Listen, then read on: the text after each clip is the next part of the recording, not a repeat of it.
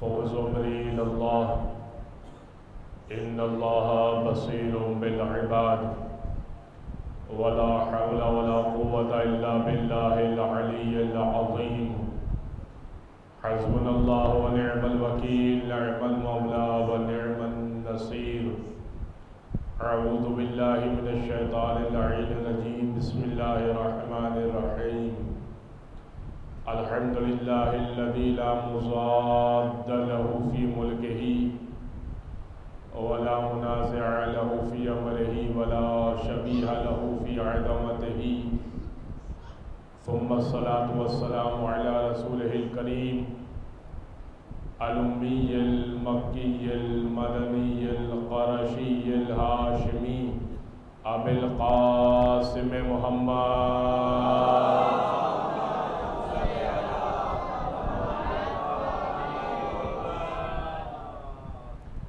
وعلى أهل بيته الطيبين الطاهرين واللعنة الدائمة على أعدائهم أجمعين من يوم ظلمهم وعداوتهم إلى قيام يوم الدين أما بعد فقد قال الله سبحانه وتعالى في محكم كتاب مبين بسم الله الرحمن الرحيم السلام علي يوم ولدت ويوم أموت ويوم أبعث حيا وقال إمام جعفر الصادق عليه السلام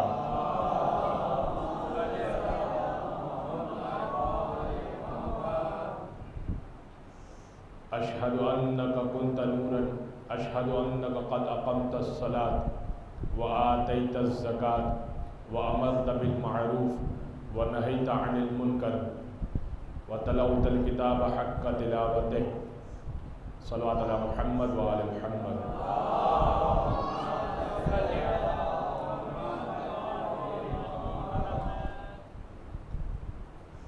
حضرات گرامی،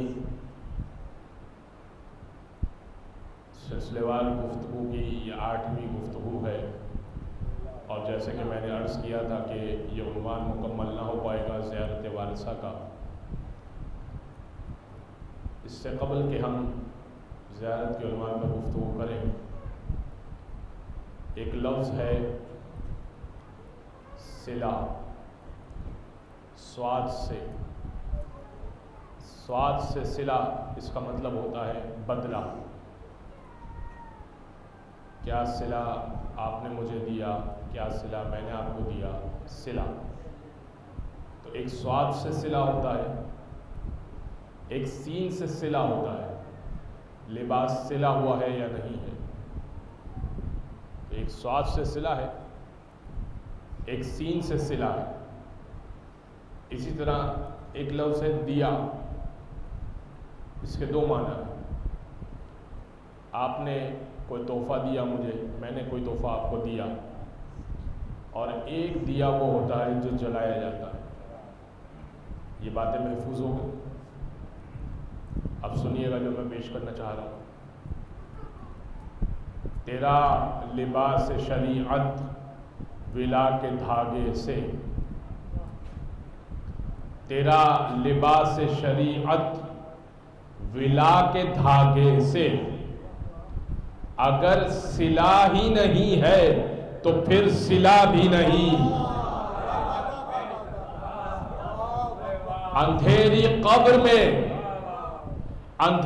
قبر میں یہ سوچنا کہ اجر نبی وہاں دیا جو نہیں تھا یہاں دیا بھی نہیں۔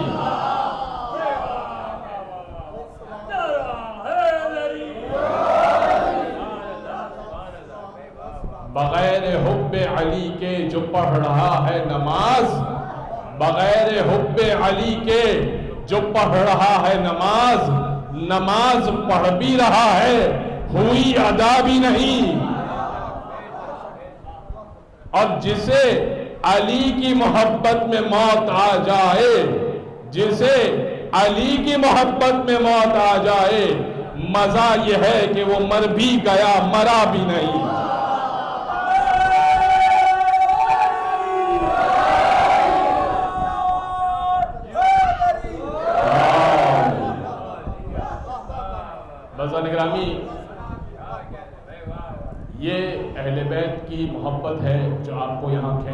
ہے، اور یقین جانیں کہ اگر در اہل بیت نہ ہو تو آپ مجھے ایمان سے بتائیں کہ علی کے جیسا کوئی اور امام ہے کہاں کہ جس کے پاس ہم جائیں، اگر ہم چلے بھی جائیں تو وہ بھاگ جاتے ہیں، ہم تو چلے جائیں وہ تو بھاگ جائیں گے، تو علی جیسا امام کہاں سے لائیں گے؟ بس اکرامی میں اپنے موضوع سے متصل ہونے کے لیے ایک روایت آپ کی خدمت میں پیش کر دوں۔ دیکھیے یہ جو زیارت ہے، یہ زیارت میں نے متعدد مرتبہ یہ عرض کیا آپ کی خدمت میں کہ زیارت آپ گھر سے بیٹھ کر پڑھ سکتے ہیں، آپ زیارت اپنے بستر پر لیٹے لیٹے پڑھ سکتے ہیں، آپ زیارت اپنی چھت پر بلند ہو کے پڑھ سکتے ہیں، زیر آسمان پڑھ سکتے ہیں۔ کل میں نے عرض کیا تھا کہ جب امام حسن نے پوچھا کہ اس کا کیا اجر ہے جو آپ کی زیارت کرے، تو امام حسن نے فرمایا کہ تو رسول خدا نے فرمایا کہ کیا اجر ہے، وہ میں نے کل پیش کر دیا۔ آج ایک نئے زاویے سے میں آپ کی خدمت میں پیش کرنا چاہتا ہوں کہ زیارت اگر کوئی پڑھنا چاہے تو وہ کیوں پڑھے؟ خاص یہ زیارت وارثہ چونکہ عنوان ہے، لہذا زیارت وارثہ کے عنوان سے گفتگو کروں گا۔ چھٹے امام کے پاس ایک شخص آیا، اللہم صلی اللہ علیہ وسلم، اور کہنے لگا فرزند رسول دور ایسا ہے، امام کا دور ایسا تھا کہ بنو عباس اور بنو امیہ تخت کے لیے لڑ رہے تھے، اور ایسے میں جب کوئی مومن ان کے ہاتھ لگتا تھا تو کسی کا غصہ کسی پہ اتر جاتا تھا۔ کہا فرزند رسول دور ایسا ہے کہ جب اپنے گھر سے نکلو تو یہ یقین نہیں ہوتا کہ گھر واپس امان میں پہنچو کے ساتھ پہنچو، اور مال کی حفاظت کا بھی یقین نہیں ہوتا، اور پیچھے گھر والوں کو جو چھوڑ کے آیا ہوتا ہوں تو ان کی حفاظت کا بھی خدشہ رہتا ہے۔ کوئی ایسا نسخہ بتائیے کہ اپنی جان کا بھی یقین رہے، مال کی حفاظت کا بھی یقین رہے، اور چھوڑے ہوئے گھر والوں کی حفاظت کا بھی اطمینان رہے۔ امام نے فرمایا میرے جد کی زیارت وارثہ پڑھ کے نکلا کرو، جب تم یہ زیارت وارثہ پڑھ کے نکلو گے تو امام حسین کی امان میں رہو گے، اور جب تک کہ تم گھر نہیں لوٹو گے امام حسین تمہارے ضامن بن کے رہیں گے۔ لہذا زیارت وارثہ کو اپنی عادت بنا دیجئے۔ گھر سے جب نکلیے، ایک شخص نے رزق کی شکایت کی۔ اب یہ تو دیکھیں حالات، اب اس زمانے کے حالات اور اس زمانے کے حالات مختلف نہیں ہیں۔ انسان گھر سے نکلتا ہے، نہیں معلوم کسی حادثے کا شکار ہو جائے، نہیں معلوم حالات خراب ہو جائے، نہیں معلوم پیچھے گھر میں ڈکیتی چوری ہو جائے، مال لوٹ لیا جائے، اس کا چیزیں لوٹ لی جائے اس کی۔ زیارت وارثہ پڑھ کے نکلی ہے، چھٹے امام کی حدیث۔ ایک شخص نے رزق کی تنگی کی شکایت کی، کہا فرزند رسول رزق کا مسئلہ ہے، اور آج مومنین ماشاءاللہ علم عباس کی وجہ سے بہت تعداد میں آئے، آج محرم کی وجہ سے رزق کے لیے بہت مومنین پریشان ہے، کیونکہ انفلیشن بہت بڑھ گئی ہے، بہت زیادہ مہنگائی بڑھ گئی ہے، تو ہر گھر میں کچھ نہ کچھ پریشانی ہے۔ میں بھی یہاں اگر آپ کو تسلی سے بیٹھا ہوا نظر آ رہا ہوں، یا کوئی مومن آپ کو تسلی سے بیٹھا ہوا نظر آ رہا ہے، تو ضروری نہیں ہے کہ وہ واقعی مطمئن ہو۔ یہ علم عباس کا صدقہ ہے کہ وہ مطمئن نظر آ رہا ہے۔ تو اس سے کہا کہ فرزند رسول رزق کا مسئلہ ہے، آپ کوئی نسخہ بتائیے۔ امام نے فرمایا کہ جب اپنے گھر کے دروازے پر، اور یہ بہت امپورٹنٹ ہے کہ اس کو سنیے گا، امام نے فرمایا کہ جب رزق کی تلاش کے لیے نکلو تو اپنے گھر کے دروازے پر کھڑے ہو کر زیارت وارثہ پڑھ لیا کرو، اور جب تم یہ زیارت وارثہ پڑھ کے نکلو گے تو چونکہ تم نے دروازے پر امام حسین کا نام لیا ہے تو دروازے سے امام حسین رزق بھیجنا شروع کر دیں گے۔ لہذا اگر رزق کی پریشانی ہے، اپنے گھر کے دروازے پر کھڑے ہو کر رزق کے لیے اس نیت سے زیارت وارثہ پڑھیے آج جن جملوں کا آپ کی خدمت میں تشریح اور وضاحت پیش کرنی ہے، چھٹے امام فرما رہے اشہد انک قد اقمت الصلاۃ، مولا میں گواہی دیتا ہوں، قد اقمت الصلاۃ، آپ نے نماز کو قائم کیا، وآتیت الزکوٰۃ، آپ نے زکوٰۃ کو ادا کیا، وامرت بالمعروف ونہیت عن المنکر، اور آپ نے امر بالمعروف کیا اور نہی عن المنکر کیا، برائیوں سے روکا۔ فلعن اللہ امتن قتلت کا، ولعن اللہ امتن ظلمت کا، ولعن اللہ امتن سمعت بذالک فرضیت بہ۔ ان جملوں کی اگر وضاحت آئی تو ٹھیک ہے، ورنہ ترجمہ پیش کر دیتا ہوں کہ اور اس امت پر لعنت ہو کہ جس نے آپ پر ظلم کیا، اور اس امت پر لعنت ہو جس نے آپ کو قتل کیا، اور اس امت پر لعنت ہو، اس امت سے مراد گروہ ہے، اور اس گروہ پر لعنت ہو سمعت بذالک فرضیت بہ، کہ جس نے ظلم کو سنا اور وہ راضی رہا۔ حضرت گرامی، اب آئیے اس لفظ اشہد کو سمجھیے گا۔ دیکھیے جب چھٹے امام یہ کہہ رہے ہیں اشہد انک، مولا میں گواہی دیتا ہوں، قد اقمت الصلاۃ، آپ نے نماز کو قائم کیا، گواہی کون دے سکتا ہے؟ جو مقام شہود پر ہو، مقام شہود پر ہو وہی گواہی دے سکتا ہے۔ مثال کے طور پر ایک قتل ہو جائے اور قاضی طلب کرے کہ یہ قاتل ہے، گواہ لے کر آؤ، یہ قاتل ہے، گواہ لے کر آؤ، اور کوئی من چلا اٹھ کے کہے کہ ہاں میں گواہی دیتا ہوں کہ یہ قاتل ہے، اور اس کو کہے گا کہ بھائی مقام پر موجود تھے یا نہیں تھے، وقوع پر جائے، وقوع پر تو موجود تھے یا نہیں، کہ نہیں وقوع پہ تو موجود نہیں تھا، مگر شکل سے تو یہی قاتل لگ رہا ہے۔ بھائی شکل پہ نہیں جائیں گے، جائے وقوع پہ موجود ہونا ضروری ہے، جائے وقوع پہ موجود ہونا ضروری ہے، یعنی اس نے اپنی آنکھ سے قتل ہوتے ہوئے دیکھا ہو، توجہ رکھیے گا، اس نے اپنی آنکھ سے قتل ہوتے ہوئے دیکھا ہو، مقام شہود پر ہو، شہادت دے سکتا ہے تب جب قتل کا واقعہ دیکھا ہو، اگر واقعہ نہیں دیکھا تو شہادت نہیں دے سکتا، گواہی نہیں دے سکتا۔ اب امام کہہ رہے ہیں اشہد انک قد اقمت الصلاۃ، مولا میں گواہی دیتا ہوں آپ نے نماز کو قائم کیا۔ تو اب اس کا مطلب یہ ہوا کہ چھٹے امام حسین جب نمازوں کو قائم کر رہے تھے تو چھٹے امام دیکھ رہے تھے۔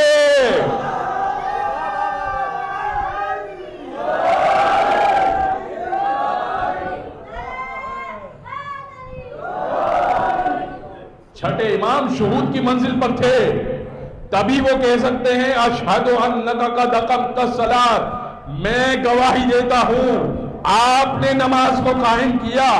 اب کوئی یہ نہ کہے کہ ارے چھٹے امام کا دور تو بعد کا دور ہے اور حسین کا دور تو پہلے کا دور ہے۔ حضور یہ نور پرانے نور ہے۔ حدیث قصہ آپ کو یاد نہیں ہے جب رسول خدا نے ہاتھوں کو بند کر کے ایک ہاتھ سے اشارہ کیا تھا اور انگلی ایک جانب تھی، مٹھی سے اشارہ کیا تھا، اور ایک آسمان کی جانب انگلی کی تھی، اور کیا کہا تھا وَأَوْمَا بِيَدِهِ الْيُمْنَى إِلَى السَّمَاءِ، سیدھے ہاتھ کی پہلی انگلی سے کہا تھا اللہم اشہد ہؤلاء من اہل بیتی، پالنے والے تو گواہ رہنا یہ ہے میرے اہل بیت۔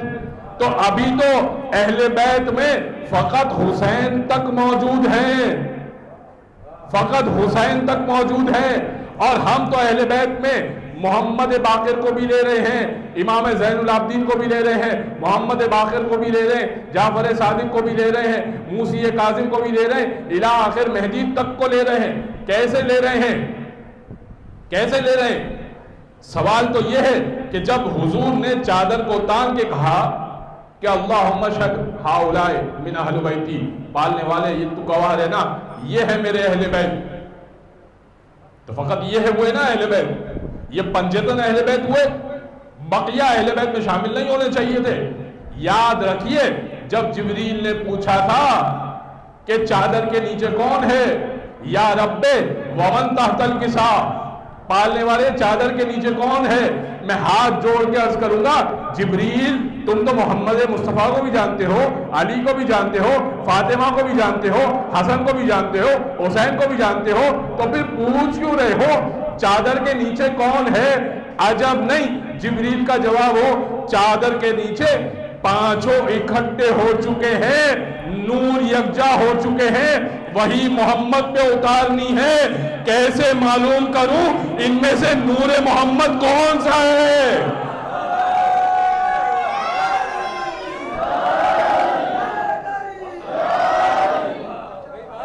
کیسے معلوم کروں نور محمد کون سا ہے؟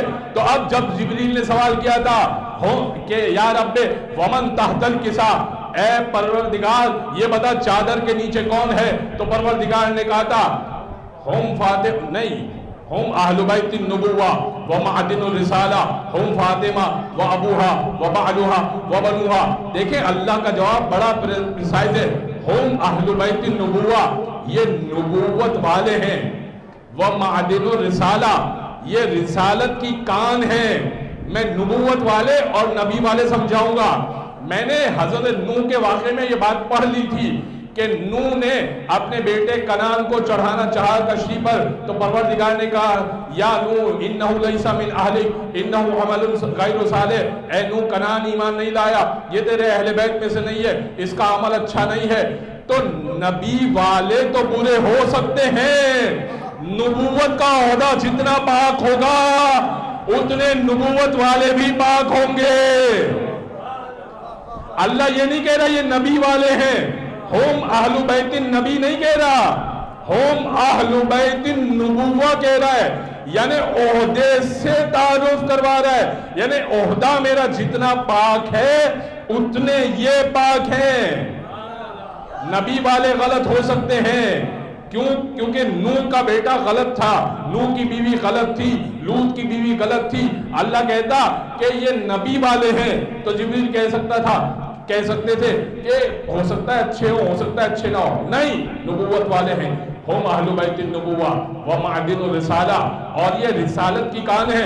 میں ہاتھ جوڑ کے کہوں گا اے پروردگار یہ رسالت کی کان کیسے ہو گئے؟ رسالت رسول تو اس کے اندر ایک ہے, کان تو تب کہلاتی ہے نا. دیکھیں کان تو تب کہلاتی ہے جب اس میں سے ایک ہیرا نکلے, ایک ہیرا نکلے تو کیا کان کہیں گے آپ اس کو؟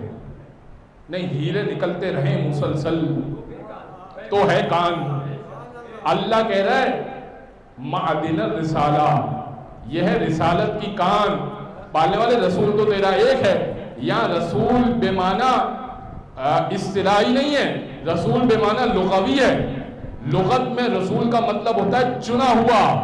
دیکھو یہ رسالت کی کان ہے, یہ سارے چنے ہوئے ہیں, محمد بھی چنے ہوئے, علی بھی چنے ہوئے, حسن بھی چنے ہوئے, حسین بھی چنے ہوئے, فاطمہ بھی چنی بھی. اور کان اس وقت تک کان ہوتی ہے جب تک کہ اس میں سے معدنیات نکلتی رہے. تو حسین کے بعد محمد باقر, زین العابدین, محمد باقر, قیامت تک ہیرے نکلتے رہیں گے.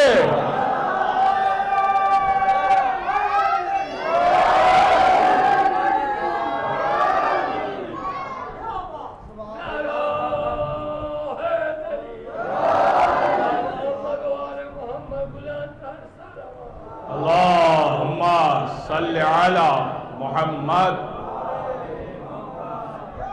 رسالت کی کان ہے. لہذا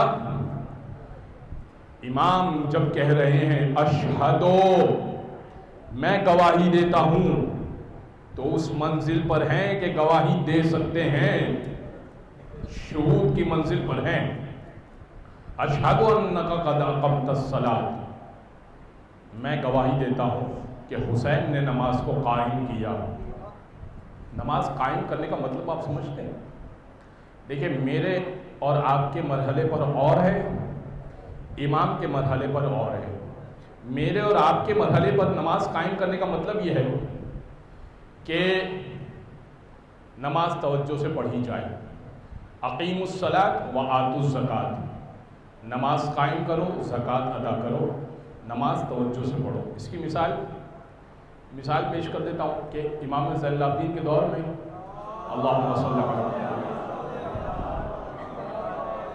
ایک شخص بڑی تیزی سے نماز پڑھ رہا تھا، بڑی ہی تیزی سے نماز پڑھ رہا تھا، اور نماز پڑھنے کے بعد مسجد نبوی میں، اب پیچھے امام تشریف فرما تھے، امام زین العابدین نے ایک مرتبہ اس نے نماز ختم کی تو ہاتھوں کو بلند کر کے کہتا ہے کہ پالنے والے، یہ جو نماز میں نے پڑھی، اس نماز کے بدلے جنت میں 70 حور العین عطا فرما. امام اس کے پاس گئے اور فرمانے لگے کہ میاں مہر بھی تو اتنا بھیج دو، بھائی مہر بھی تو اتنا بھیجو، جتنا تم مانگ رہے ہو اتنا تو مہر تم نے نہیں بھیجا.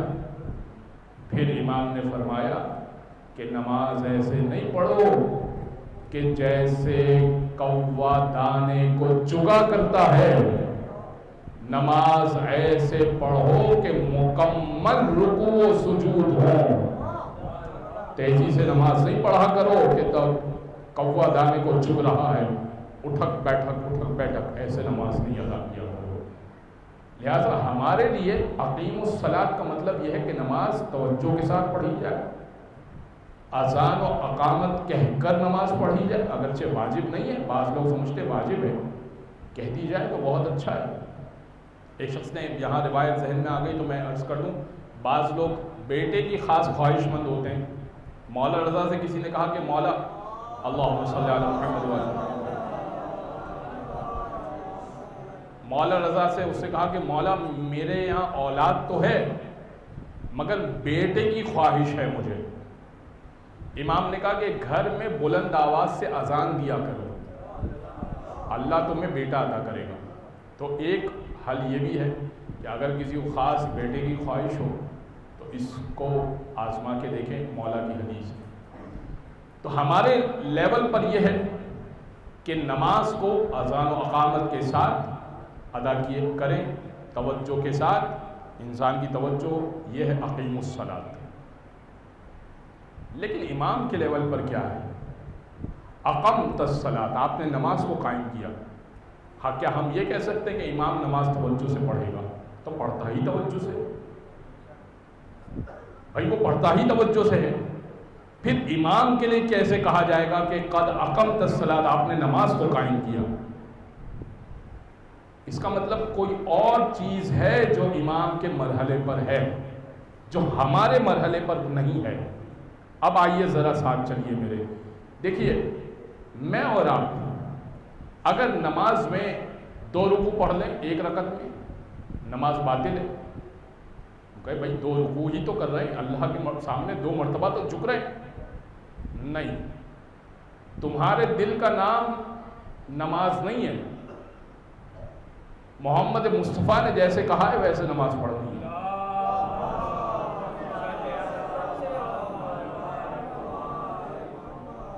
اس لیے کہ حدیث بھی ہے بخاری کی بھی اور ویسے بھی ہمارے یہاں بھی ہے کہ صلو رأیتمونی اصلی، کہ نماز ایسے پڑھو جیسے تم نے مجھے دیکھا کہ نماز پڑھ رہا ہوں، ویسے نماز پڑھو. تو 2 رکوع کر لیں، اچھا ہے دوسرا رکوع بھی تو کر رہے ہیں، نہیں ہو سکتا. 3 سجدے کر لیں کہ بھائی 1 سجدہ زیادہ ہی تو کیا ہے، نہیں ہو سکتا. اچھا 1 کر لیں اور اگلی رکعت میں 3 کر لیں کہ برابر ہو گیا. 4 مانگے تھے نا اللہ نے، فجر میں 4 سجدے مانگے تھے، تو 1 رکعت میں 1 کر لیا اور 1 رکعت میں 3 کر لیے. نہیں چاہیے اللہ کو، ایسی نماز نہیں چاہیے. جس رکعت میں جو چیز جیسے مانگی ہے ویسے ہی چاہیے تو نماز قبول ہوگی. لیکن کیا کہنا محمد مصطفیٰ کا اور کیا کہنا حسین ابن علی کا کہ اگر حضور سجدے میں موجود ہوں اور پشت پر امامت آ جائے اور حکم یہ ہو کہ 3 مرتبہ سبحان ربی الاعلیٰ و بحمدہ کہیے گا اور اس سے زیادہ نہ کہیے گا، مگر اس دن جبریل آ کے بتائیں کہ پشت پر حسین ابن علی ہیں. حضور جب تک کہ نواسہ خود نہ اترے ذکر جاری رکھیے گا. اب نماز باطل نہیں ہوگی, اب نماز کا حصہ بنے گی. تو اب مجھے ایمان سے بتائیے گا کہ رسول کے ذہن میں ہوگا نا اس وقت کہ پشت پر نواسہ بیٹھا ہوا ہے, جب اترے تو ذکر تمام کروں. تو اس کا مطلب کہ اگر دل میں حسین ہو اور نماز پڑھی جا رہی ہو تو یہی نماز تو حضور کو چاہیے.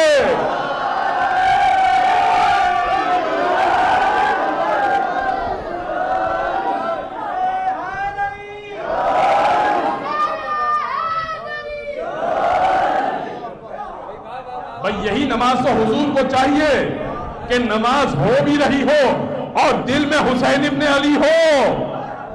اگر دل میں حسین نہ ہو تو حضور کو یہ نماز نہیں چاہیے. دماغوں میں حسین ابن علی ہو, دل میں حسین ابن علی بسا ہو. سر مبارک جھکا ہوا تھا, نماز سرور پڑھا رہے تھے, حضور آگے صحابہ پیچھے, وہ فرض اپنا نبھا رہے تھے. محب ایسے میں مسکراتے, حسین گھر سے جو آ رہے تھے, حسین پشت نبی پہ بیٹھے زمانے بھر کو بتا رہے تھے ملے گی جنت, پیے گا کوثر, اسی کو محشر میں چین ہوگا. ملے گی جنت, پیے گا کوثر, اسی کو محشر میں چین ہوگا. نماز اسی کی قبول ہوگی کہ جس کے دل میں حسین ہوگا.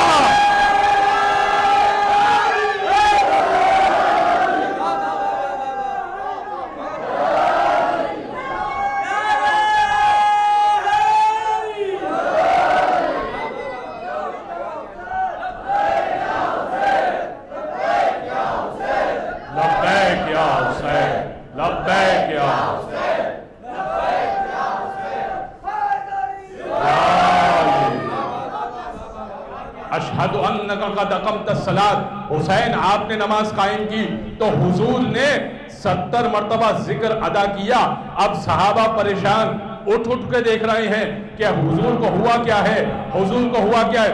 اچھا نواسہ بیٹھا ہے, پھر سجدے میں چلے گئے, پھر اٹھ کے دیکھ رہے ہیں اچھا حضور کو ہوا کیا ہے. اچھا نواسہ بیٹھا ہے, پھر سجدے میں چلے گئے. کتنوں نے سر اٹھائے اور کتنے دوبارہ سجدے میں گئے.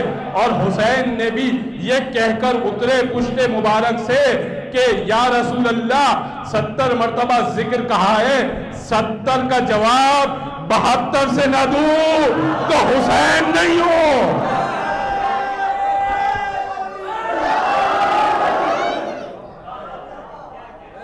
ستر کا جواب 72 سے نہ دوں تو میں بھی حسین و منی والا من الحسین نہیں ہوں. بس حضرت گرامی, اشہد انک قد اقمت الصلاۃ, نماز ان لوگوں نے قائم کی ہے. یعنی اگر یہ نماز میں دخالت کر دیں تو نماز پہ فرق نہیں آئے گا, نماز کا حصہ بن جائے گی. اس دن سے اب ذکر جتنا بڑھائیے نماز کا ثواب ہے. اچھا یہ ایک روایت ہے, یہ تو آپ کہہ سکتا ہے کوئی کہ بھئی یہ تو قد اقمت الصلاۃ حسین کے لیے روایت آپ نے رسول کی پیش کر دی. کوئی کہہ سکتا ہے چلیں امام حسین کی پیش کر دیتا ہوں.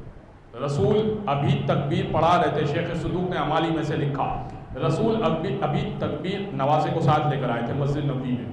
اور یہ ہمارے یہاں پر مسلم ہے اور مستحب ہے. تمام فقہاء نے لکھا کہ مستحب ہے. کیا چیز؟ ابھی اللہ اکبر رسول نے کہا, ابھی کہنا چاہتے تھے کہ نواسے نے کہا, تو نواسے کی ادا اتنی پسند آئی کہ رسول نے کہا, سب نے بھی کہہ دیا, تو نواسے نے دوبارہ کہا.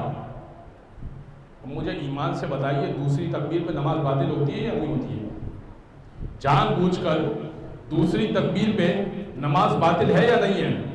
حسین نے دوبارہ کہا, رسول نے دوبارہ کہا, آقا نے تیسری مرتبہ کہا, رسول نے تیسری مرتبہ کہا, آقا نے چوتھی مرتبہ کہا, رسول نے چوتھی مرتبہ کہا, آقا نے پانچویں مرتبہ کہا, رسول نے پانچویں مرتبہ کہا, آقا نے چھٹی مرتبہ کہا, رسول نے چھٹی مرتبہ, آقا حسین نے ساتویں مرتبہ کہا تو رسول نے ساتویں مرتبہ. بس اس کے بعد امام حسین نے مزید تکبیر نہ کہی تو رسول نے بھی نہیں کہی اور وہیں سے علم شروع کی. یہی سبب ہے کہ تمام شیعہ فقہا نے یہ لکھا کہ تکبیرۃ الاحرام سے پہلے، میں خود اس پر عمل کرتا ہوں، تکبیرۃ الاحرام سے پہلے 6 مرتبہ تکبیر کہنا سنت حسین ہے، لہٰذا تکبیر کہنا مستحب ہے. 6 مرتبہ تکبیر کہنا. اب مجھے یہ بتائیے گا کہ اس دن جو حسین نے 6 مرتبہ اضافی تکبیر کہی، میں اور آپ کہتے تو نماز باطل ہوتی. حسین نے کہی تو رسول نے کہی تو آج تک مستحب ہے. یہ ہے اشہد انک قد اقمت الصلاۃ. اے حسین، نمازوں کو آپ نے قائم کیا ہے. یہ ہے نماز قائم کرنا. 6 مرتبہ تکبیر کہیے، اس کے بعد تکبیرۃ الاحرام کی نیت سے 7ویں مرتبہ تکبیر کہیے. یہ ہو سکتا ہے آپ کے لیے نیا مسئلہ ہو، فقہی مسئلہ، لیکن یہ مستحب ہے، یہ سنت حسین ابن علی ہے. یعنی ابھی یہ بچپنے میں ہے حسین، اور شریعت محمدی بن رہی ہے حسین کو دیکھ کر. وَآتَيْتَ الزَّكَاةَ وَأَمَرْتَ بِالْمَعْرُوفِ وَنَهَيْتَ عَنِ الْمُنكَرِ. آج مجھے کہا گیا تھا کہ اختصار سے پڑھیے گا، اس لیے کہ جلوس کے لیے آپ حضرات انتظار فرما رہے ہیں. تو میں نے سوچا تھا کہ کل اس جملے کی، چونکہ شب عاشور اشہد انک کنت نورا فی الاصلاب الشامخۃ، آپ ایک نور تھے، پاک صلبوں میں، پاک رحموں میں رہے، اس پر میں کچھ بیان کرتا، لیکن اب اس کے اوپر ہی بیان نہ ہو سکا تو کیا عرض کروں. وہ آتیت الزکات، آپ نے زکوٰۃ ادا کی. وہ امرت بالمعروف، آپ نے امر بالمعروف کیا. وہ نہیت عن المنکر، امام نے کہا تھا نا انی لم اخرج اشرا ولا بطرا ولا مفسدا، میں فساد اور شرارت کے لیے نہیں نکل رہا، بل خرجت لطلب الاصلاح فی امت جدی، امت کی اصلاح کے لیے نکل رہا ہوں. لہذا امام نے نہی عن المنکر کیا. بہت ایگزامپلز اور بہت ساری باتیں ذہن میں آ رہی ہیں، وقت کم ہے. آگے کے جملوں کو میں ذرا سا پیش کرتا ہوں. فلعن اللہ امتن قتلت کا، اے حسین جس گروہ نے آپ کو قتل کیا اس پر لعنت ہو. یہ گروہ چھوٹا ہے، چھٹے امام کہہ رہے ہیں اس گروہ پر لعنت جس نے آپ کو قتل کیا. یہ گروہ چھوٹا ہے، یہ چھوٹا گروہ ہے، تھوڑے سے لوگ تھے جنہوں نے قتل کیا تھا. پھر امام کہہ رہے ہیں وَلَعَنَ اللَّهُ أُمَّةً ظَلَمَتْ کا، اور اس گروہ پہ لعنت جس نے آپ پر ظلم کیا. تو اس کا مطلب یہ گروہ تھوڑا سا بڑا ہے، کیونکہ ظلم بعد میں بھی ہوا. لاش کو پامال کیا گیا، اسیر کیا گیا، اہل بیت کو ظلم چلتا رہا. اس سے پہلے بھی ظلم ہوا، مولا کو نکالا گیا مدینے سے. اب یہ گروہ بڑا ہے تو ایک چھوٹے گروہ پر لعنت کی، اس سے تھوڑا دائرہ بڑا، اس گروہ پر بھی لعنت. تو قتل کرنے والوں پر لعنت، ظلم کرنے والوں پر لعنت. آخری گروہ جو ہے وہ قیامت تک کے لعنت ہے. وَلَعَنَ اللَّهُ أُمَّةً سَمِعَتْ بِذَلِكَ فَرَضِيَتْ بِهِ، اور اس گروہ پہ لعنت جس نے اس ظلم حسین ابن علی کو سنا، جو امام حسین پر ظلم ہوا اس کو سنا، فَرَضِيَتْ بِهِ، اور راضی ہو گیا کہ ہاں یہ ٹھیک ہوا تھا، اس پر بھی لعنت. اور یہ آپ کو ابھی بھی مل جائیں گے. نیٹ کھولیے، انٹرنیٹ کھولیے تو امام جعفر صادق کی لعنت کے مصداق مل جائیں گے آپ کو. تھوڑا سا دور جائیے، اسی سیکٹر میں کہیں نہ کہیں مل جائیں گے آپ کو، کہیں نہ کہیں مل جائیں گے. یہ گروہ قیامت تک رہے گا. فرضیت بے راضی ہے، یہ اسی کیٹیگری کا ہے جو قتلت کا ہے، کہ جس نے قتل کیا. یعنی یہ جیسے راضی ہے نا، اگر یہ وہاں ہوتا تو امام کے قتل میں شامل ہوتا. راضی ہونے کا کیا مطلب ہے؟ اگر تم ہوتے تو قتل میں بھی شامل ہوتے. لہذا راضی ہونا بہت دور تک لے جائے گا معاملہ. اور یہ یاد رکھیے گا، لعنت بری چیز نہیں ہے. لعنت کیا ہے؟ برات کا اظہار، بیزاری کا اظہار. سورہ حجرات کی آیت ہے ان الذین یؤذون اللہ ورسولہ لعن اللہ، کہ وہ لوگ کہ جن لوگوں نے اللہ اور اس کے رسول کو اذیت دی، لعنہم اللہ فی الدنیا والآخرہ وأعد لہم عذابا مہینا، جن لوگوں نے اللہ اور اس کے رسول کو اذیت دی دنیا میں بھی لعنت، آخرت میں بھی لعنت، وأعد لہم عذابا مہینا، اور ان کے لیے بڑا عذاب تیار ہے۔ تو اظہار بیزاری کرنی ہے، لعنت کرنی ہے۔ آپ یہ نہیں کہہ سکتے کہ بھائی وہ ان کے گھر کا مسئلہ تھا، وہ ان کی یہ رشتہ داری لگتی تھی، بھائی ابو لہب کی بھی چچا والی رشتہ داری لگتی تھی، رشتہ داریوں میں ابو جہل کی بھی کچھ نہ کچھ رشتہ داری لگتی تھی۔ رشتہ داریوں کو پہ نہ جائیے گا، کردار پہ جائیے گا، رشتہ داریوں پہ نہ جائیے گا، کردار پہ جائیے گا۔ رشتہ داریاں تو بہت مشکل ہو جائے گا، رشتہ داریاں۔ بزرگ گرامی، لعنت بری چیز نہیں ہے، لعنت ضروری چیز ہے، قرآن کہہ رہا ہے۔ لہٰذا ایک روایت، اور میں منزل مسائل پر آ جاؤں گا، ایک شخص طواف کر رہا تھا، اور طواف کے پہلے چکر میں اللہ آپ سب کو حج اور عمرہ نصیب فرمائے۔ طواف کے پہلے چکر میں مولا کائنات موجود تھے، اس مومن نے طواف کیا تو مولا نے سلام کیا، اس نے وعلیکم السلام کہا۔ آپ کو معلوم ہے طواف روکا نہیں جا سکتا، طواف ایک مرتبہ شروع ہو جائے تو شروع ہو جاتا ہے، 7ویں چکر پہ ہی آپ کو رکنا پڑتا ہے، حجر اسود پہ، حجر اسود سے شروع ہوتا ہے، حجر اسود پہ ختم ہوتا ہے۔ پہلا چکر ختم ہوا تو وہ منتظر تھا، امام وہیں پہ تشریف فرما تھے، منتظر تھا کہ علی سلام کریں گے، مولا نے سلام نہیں کیا۔ اب وہ کیا کہتا، رک کے پوچھ تو سکتا نہیں تھا، طواف اس نے جاری رکھا۔ اب وہ کچھ پڑھ بھی رہا تھا، انسان کچھ نہ کچھ ذکر پڑھتا ہے طواف کے دوران، پڑھ سکتے ہیں، پڑھنا چاہیے، اچھا ہے۔ دوسرا چکر بھی ہوا، دوسرے چکر میں بھی مولا سے پھر دیدار ہوا، مولا نے سلام نہیں کیا، تیسرے چکر میں بھی سلام نہیں کیا، چوتھے میں بھی، صرف فقط پہلے چکر میں سلام کیا۔ جب 7واں چکر اس کا مکمل ہو گیا اور پھر اس نے مقام ابراہیم کے پیچھے 2 رکعت نماز فوراً چونکہ پڑھنی ہوتی ہے، پڑھنے کے بعد مولا کائنات کے پاس گیا، کہنے لگا یا علی بڑی عجیب بات ہے، پہلے چکر میں تو آپ نے سلام کیا لیکن بقیہ چکروں میں آپ نے سلام نہیں کیا، کوئی ناراضگی ہو گئی، کچھ غلط پڑھ دیا میں نے، کوئی غلط دعا پڑھ دی؟ امام کہنے لگے نہیں، پہلا جب چکر تو لگا رہا تھا، طواف کر رہا تھا کعبے کا، تو پہلے چکر میں تو ہم اہل بیت پر درود بھیج رہا تھا تو میں نے تجھ کو سلام کر دیا۔ تو اس نے کہا کہ کاش مولا میں دوسرے چکر میں بھی آپ پر درود بھیجتا، اور تیسرے میں بھی، اور چوتھے میں بھی، اور 5ویں میں بھی۔ اس نے کہا، امام نے کہا کہ اور تو دوسرے اور تیسرے اور چوتھے میں اور 5ویں میں، بقیہ چکروں میں ہم اہل بیت کے دشمنوں پہ لعنت بھیج رہا تھا۔ اس نے کہا کاش مولا کہ میں بقیہ چکر میں بھی آپ پر درود بھیج رہا ہوتا تو آپ مجھ پر سلام تو بھیجتے۔ امام نے کہا نہیں، تو سمجھا نہیں، سلام کا جواب ہے واجب۔ میں یہ تو برداشت کر سکتا ہوں کہ درود میں سلام کے جواب کے برابر وقفہ آ جائے، مگر لعنت میں یہ بھی برداشت نہیں کر سکتا کہ کوئی لعنت کی تسبیح نکال رہا ہو تو سلام کے جواب کے برابر وقفہ آ جائے۔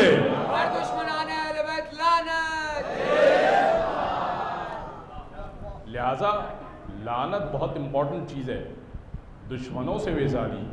بزرگان گرامی، ہم یہ مجلسیں اسی لیے کرتے ہیں کیونکہ ہمیں حسین اور اولاد حسین کے دشمنوں سے بیزاری ہے۔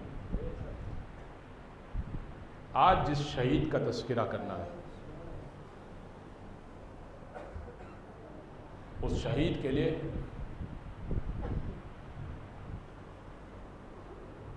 لقب یہ ہے کہ علمدار،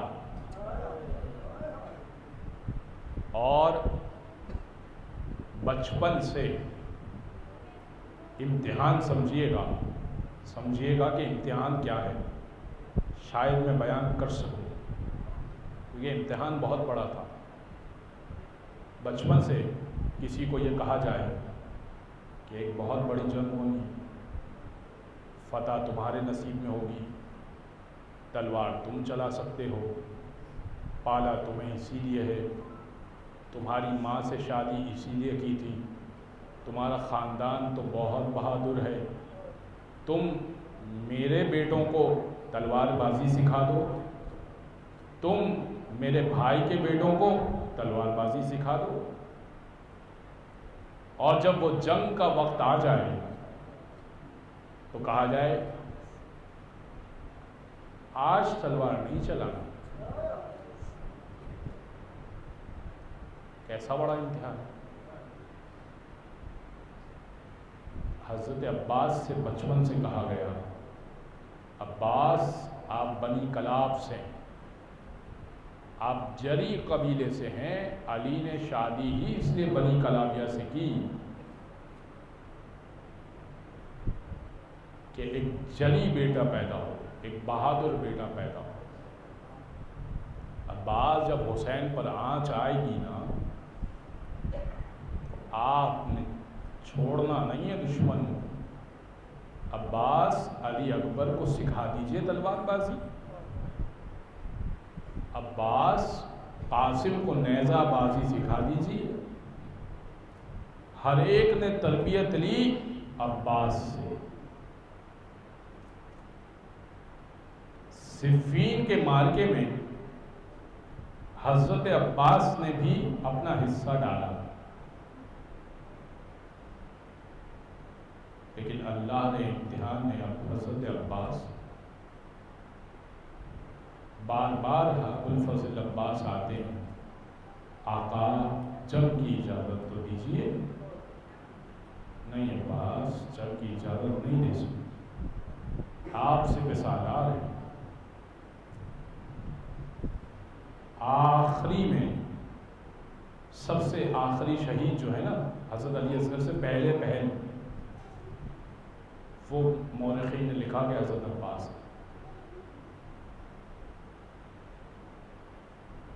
حضرت عباس نے کہا کہ آقا اب تو گود کے پالے اون و محمد کے لاشیں بھی اٹھا کر لے کر آ گیا، میں نے اپنے ہاتھوں سے پالا، میں ان کے لاشیں لے کر آ گیا، اب تو آپ کے بچپن کے دوست کا لاشا بھی لے کر آ گیا، اب تو مجھے اجازت دے دیں۔ کہا عباس آپ میرے لشکر کے علم بردار، فَنَظَرَ يَمِينًا وَشِمَالًا، آقا عباس نے دائیں دیکھا، بیٹا جہاں جگہ ملے بیٹھ جائیے، عباس نے دائیں دیکھا، عباس نے بائیں دیکھا، اور کہا آقا اب وہ لشکر رہا کہاں، لاشوں کا تو ایک ڈھیر ہے، اب وہ لشکر تو ختم ہو گیا۔ آقا حسین نے پھر بھی اجازت نہیں، حضرت عباس خیمے میں گئے، جناب سکینہ سے چھوٹے چھوٹے 200 کے قریب بچے ہیں، روایت میں لکھا ہے، جو شام کے راستے میں کچلے جا چکے، چھوٹے چھوٹے بچے آئے جناب سکینہ سے کہنے لگے تم تو حیدر کرار کی پوتی ہو، تم کوئی پانی کی سبیل کیوں نہیں کرتی، ہاتھوں میں کوزے ہیں، ہاتھوں میں کوزے ہیں، اور جناب سکینہ کے پاس آئی ہوئی، جناب سکینہ کہنے لگی ارے میں ابھی اپنے چچا کو بولوں گی نا فوراً پانی آ جائے گا۔ یہ سننا تھا کہ جناب سکینہ کو حضرت عباس نے گود میں اٹھا لیا۔ ہاں جب تم بھی علم دیکھو گے نا تو علم خالی نہیں ہوگا، مشق سکینہ ساتھ میں لگی ہوئی ہوگی۔ حضرت عباس نے فوراً جناب سکینہ کو گود میں اٹھایا، آقا مسند پہ بیٹھے تھے، دور سے جناب سکینہ کو چچا بھتیجی کو آتے ہوئے دیکھا، ایک جملہ جناب سکینہ سے کہا، ایک جملہ حضرت عباس سے کہا، حضرت عباس سے کہا عباس بہت بڑی سفارش لے آئے، جاؤ میں نے مقتل کی اجازت دی، اور جناب سکینہ سے دوسرا جملہ کہا کہ سکینہ ابھی تو چچا کی سفارشی بن کے آئی ہے، کچھ دیر بعد جب تماچے لگیں گے چچا بڑا یاد آئے گا، چچا بہت یاد آئے گا۔ بس عباس چلنے لگے، عباس چلنے لگے، کہ عباس فقط اتنی جنگی اجازت ہے کہ آپ اپنا دفاع کر سکیں، آپ اپنا دفاع کر سکیں، اتنی جنگ کی اجازت ہے۔ ہیبت عباس اتنی تھی کہ لوگ چھٹتے گئے اور حضرت عباس کو اجازت دے دی، یعنی داخلہ مل گیا، اور فرات میں اپنے گھوڑے کو اتار دیا۔ مشکیزے کو حضرت عباس نے بھر لیا۔ حضرت عباس کی ہیبت اتنی تھی کہ مشکیزے کو حضرت عباس نے بھر لیا، چلو میں پانی لیا، آقا حسین کی بچی کا خیال آیا، گھوڑے سے کہا ارے تو تو جانور ہے، تو تو پانی پی لے۔ گھوڑے نے بھی چہرے کو گھمایا، آقا جب تک آپ پانی نہ پیئیں گے میں نے بھی پانی نہیں پینا۔ بس حضرت عباس نے گھوڑے کو ایڑ لگائی اور اب پلٹے ہرملا سے۔ عمر سعد کہنے لگا ارے یہ اتنے جری ہیں کہ یہ بغیر پانی کے ایسی جنگ لڑتے ہیں، اگر پانی کی ایک بوند بھی پہنچ گئی تو ہم میں سے تو کوئی بھی نہیں رہے گا، ایسا کر کوئی سبیل کر کہ یہ مشکیزہ پہنچے نہ پائے۔ ایک مرتبہ اس نے تیر چھوڑا اور حضرت عباس کے دائیں بازو کا نشانہ لیا۔ خدا وہ تم کو وہ جگہ نصیب فرمائے، دیکھنا جس جگہ حضرت عباس کا دائیں بازو کٹ کے گرا، جیسے ہی مشکیزہ حضرت عباس کے ہاتھ پہ تیر لگا، حضرت عباس نے بازو کی پرواہ نہیں کی، مشک سکینہ کو سنبھالا اور علم کو سنبھالا۔ ادھر جناب سکینہ بچوں سے کہہ رہی بچوں بس وہ علم نظر آ رہا ہے نا، علم دیکھتے رہنا، دور سے علم نظر آ رہا ہے، اس کا مطلب کہ میرا چچا آ رہا ہے، اس کا مطلب کہ پانی آ رہا ہے۔ اور ایک مرتبہ علم پھر جھکا، ارے دوسرے بازو پر بھی تیر لگ گیا۔ حضرت عباس نے اب مشک کو دانتوں میں فوراً سنبھال لیا۔ اللہ رے طاقت حضرت عباس، مشکیزے کو کوئی دانتوں میں سنبھال لے، کیا کہنے حضرت عباس کی بہادری کے۔ حضرت عباس نے مشکیزے کو دانتوں میں سنبھالا لیکن علم نہ سنبھل سکا۔ ادھر جناب سکینہ کہ بچوں مجھے علم نظر نہیں آ رہا، اللہ خیر کرے میرے چچا کی۔ اب تو تیر جھوڑا ہرملا نے تو مشکیزے کا نشانہ لیا، مشک چھڑی، جیسے ہی مشک سے پانی بہا حضرت عباس کی آس ٹوٹ گئی، اور اب ایک اور تیر لگا اور وہ تیر حضرت عباس کی آنکھ میں لگا۔ اب حضرت عباس کو نظر نہیں آ رہا، پھر بھی حضرت عباس چاہتے خیمے تک پہنچ جائے۔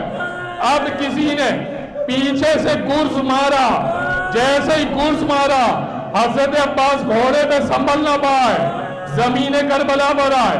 بی بی فاطمہ ایک ذاکر کے خواب میں آئی، کہنے لگی تو میرے عباس کے مکمل مذاہب نہیں پڑھتا۔ اس نے کہا کیا خطا ہوئی بی بی؟ کہنے لگی ارے ہر شہید جب گرتا تھا ہاتھوں کا سہارا لیتا تھا، میرا عباس واحد شہید ہے جب زمین کربلا پر گرا بغیر سہارے کے گرا۔ بس سنتے جائیے گا۔ امام حسین پہنچے، آواز دی، امام حسین پہنچے، اور پہنچنے کے بعد ایک جملہ کہا، دو جملے کہے، الان انکسر ظہری، آج میری کمر ٹوٹ گئی، وشمت ابی عدوی، اور اب دشمن مجھے تانے دیا کرے گا، لاؤ عباس لے کر آؤ، لاؤ عباس لے کر آؤ۔ عباس اب میں دوسرا عباس کہاں سے لاؤں گا؟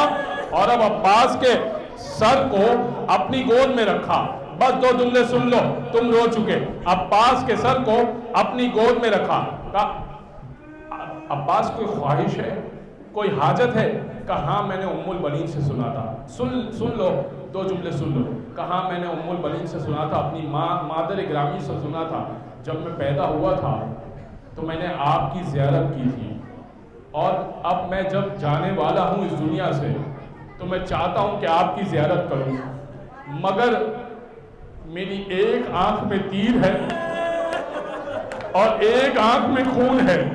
مولا اگر زحمت نہ ہو تو ابا کے دامن سے میری آنکھ کے خون کو صاف کر دیجئے گا، اور مولا میں یہ زحمت بھی آپ کو نہ دیتا اگر میرے بازو سلامت ہو دے۔ حسین نے آنکھوں سے خون کو صاف کیا۔